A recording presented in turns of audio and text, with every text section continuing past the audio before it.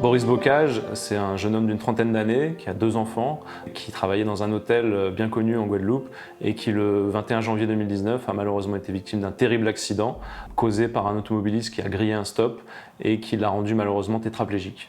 Aujourd'hui, la situation de Boris, elle est pour lui totalement incompréhensible, c'est-à-dire qu'à 2 ans de l'accident, plus de 2 ans même, il est toujours dans le flou par rapport à son indemnisation, puisque l'assurance refuse toute prise en charge intégrale, conteste toutes les données de l'accident et considère que M. Bocage est le seul responsable de cet accident et le seul responsable de son préjudice. Je me suis entendu crier dans mon casque. Après ce jour-là, ma vie elle a basculé. Je me suis réveillé à l'hôpital. On passe d'une vie normale, d'un rêve à un cauchemar, quoi. Je peux plus rien faire comme avant. Pas marcher, pas me doucher, pas aller aux toilettes, pas m'occuper de mes enfants, pas m'occuper de ma femme. Ce qui me manque le plus, ce sont mes enfants et ma famille. Mes activités au quotidien, me sentir libre, tout simplement.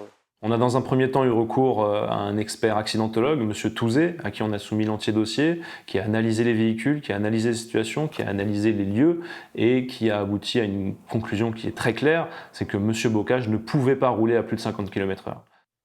Aujourd'hui, je me retrouve face à des gens qui ont toute leur mobilité, qui se rappellent peut-être même pas de mon prénom ou qu'ils aient fait un accident avec une personne. Et moi, de l'autre côté, je vis un cauchemar tous les jours. Je comprends même, je comprends même pas le combat, en fait. Il devrait même pas y avoir de combat pour pouvoir avoir, ne serait-ce qu'une vie plus tranquille, alléger ma famille, mes proches, qui se battent tous les jours. J'ai ce sentiment de culpabilité tous les jours, en fait, de devoir les solliciter pour me sortir du lit, pour me donner à boire, pour me gratter la tête, me gratter ma barbe. C'est un cauchemar, quoi. Le plus difficile, c'est de savoir qu'en fait, on va passer la journée à la maison. Et le maximum que je puisse faire, c'est faire semblant d'être heureux. Donc, c'est compliqué. Face à cette évidence, l'assurance a continué de nier. Elle a, de son côté, fait appel au service d'un cabinet acquis à sa cause d'accidentologues qui ont organisé un crash test et qui, selon des calculs que notre expert qualifie de peu scientifiques, ont abouti à un résultat qui leur est évidemment favorable.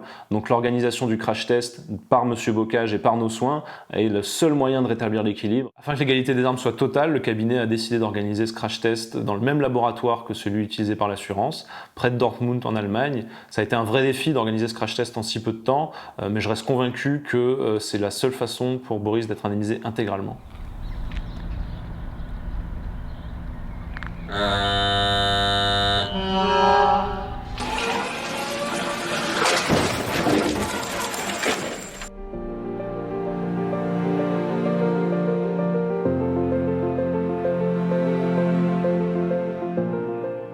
Tout d'abord, je tiens à préciser que ce genre de reconstruction est quand même exceptionnel. D'une part parce que ce genre de site n'existe pas ou peu en Europe. Pouvoir projeter un véhicule, une moto, à plus de 40 km/h, donc c'est très rare, c'est difficile à réaliser. Il faut avoir une infrastructure très précise, d'une part, et d'autre part, compte tenu du coût élevé que ça représente ce genre de reconstruction.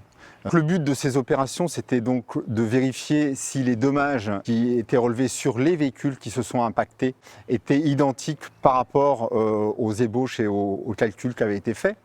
Et on voit bien qu'on arrive sur des dommages qui sont complètement comparables. Effectivement, on a un enfoncement qui est comparable, on a les traces de pneumatiques qui ont été laissées par l'interaction entre les deux véhicules qui sont comparables. On a la même déformation identique en intensité et en localisation. C'est un test qui permet de valider les calculs qui ont été faits.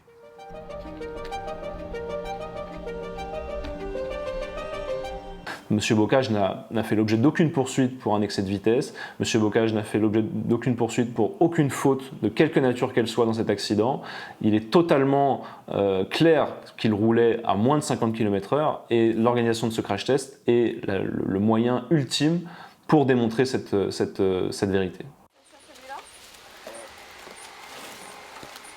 Est-ce que vous voyez qu'un mec en fauteuil roulant doit encore se battre normalement, c'est bon, j'ai plus à me battre. Je me suis déjà battu pour vivre. Et là, je me rebats encore pour vivre dignement. Donc, j'estime avoir assez donné.